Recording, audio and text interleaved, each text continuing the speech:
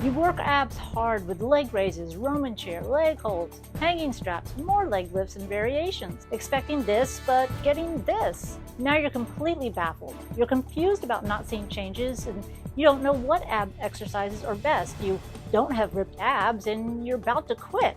Well, don't worry. If the hanging leg raise or other types of leg raises have been your go-to exercises for abdominals and you're not getting the results you want, I'm going to explain to you why, and I'm also going to tell you what you should do instead.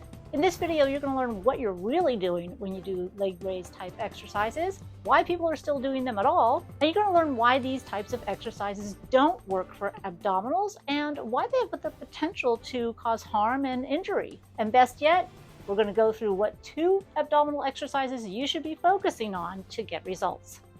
Now, I'm not going to say that the hanging leg raise and leg raise type exercises are completely useless. They do have their place for sports conditioning and sometimes in rehab situations, but for sculpting the abdominals, not going to be your best choice. So if we're going to deem this exercise as ineffective, we need to define what effective is. Effective is working through a range of motion for the sole purpose of developing that particular muscle. And in this case, well, it's not developing the abdominals. Now you might be saying, well, I feel my abdominals, and yes, you will feel some of your abdominals, but they are not the prime movers.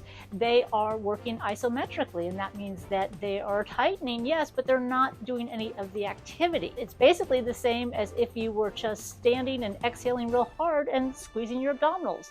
Or maybe if you were coughing and you feel them tighten, or when you laugh, you feel them tighten. So those are all how your abdominals are working when you do leg raises.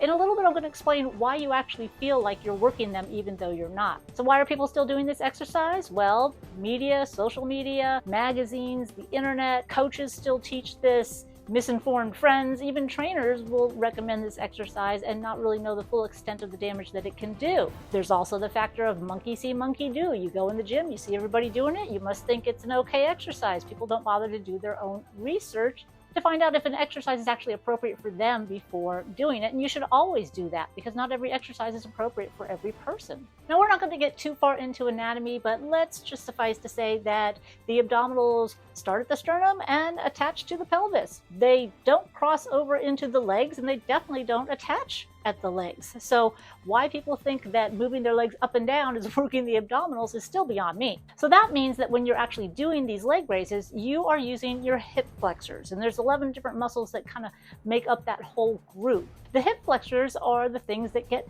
tight when you're sitting all the time. They're also the muscle group that pulls your body forward and ruins your posture. So by making them tighter doing this exercise, you're actually wrecking your body. Part of that muscle group is the iliopsoas, and that actually attaches from the spine to the leg, and that flexes your hip, like when you walk or when you're doing leg raise type exercises.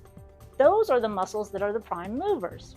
Let me explain what you're feeling in the abdominals when you're doing the hanging leg raises. The rectus abdominis and transverse abdominis are engaged isometrically to keep your spine from arching. And when this happens, lactic acid actually builds up and makes them feel like they're being worked. But they're not initiating the movement, so they're not truly working.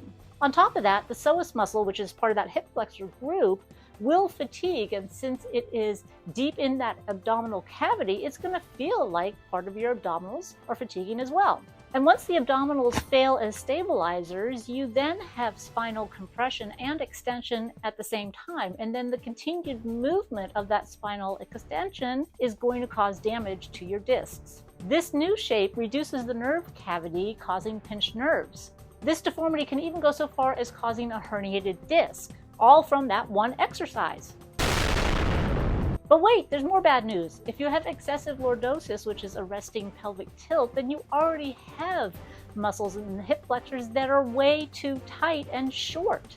And you actually need to be stretching them more, not working them more. And when those muscles are tight and overworked from sitting or doing too much of a bad exercise, then you're going to have effects that radiate from your lower back, your hips, your knees. You're going to have all sorts of issues that you don't even realize are coming from that area. But there is some good news with leg raise type exercises. You do have the potential to help your squats and your lunges, because flexing the legs in that straight unsupported position actually works the rectus femoris and your TFL.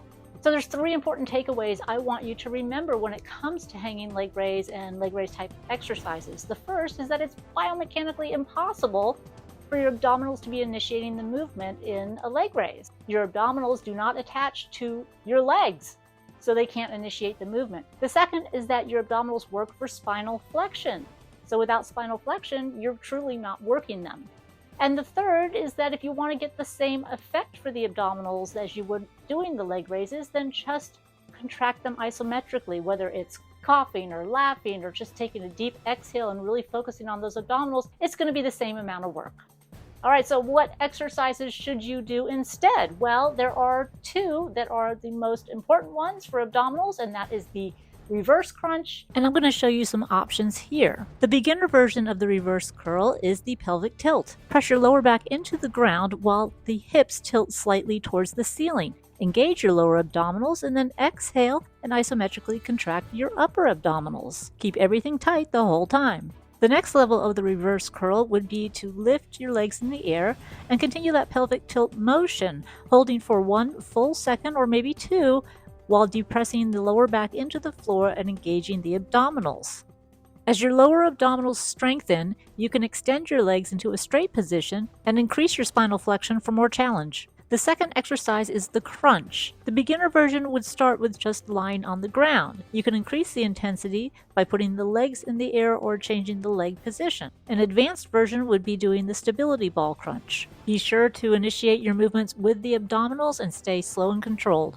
Those 2 exercises require spinal flexion initiated by the abdominals. Now, the thing you'll have to think about, though, is are you truly initiating that movement with the spine and not the legs or the back? And that's one of the common problems with people doing things incorrectly. With all that being said, if you've got a layer of fat on top, you're not going to see your progress. You may get stronger in the abdominals, and that may be your goal, especially if you're involved in athletics.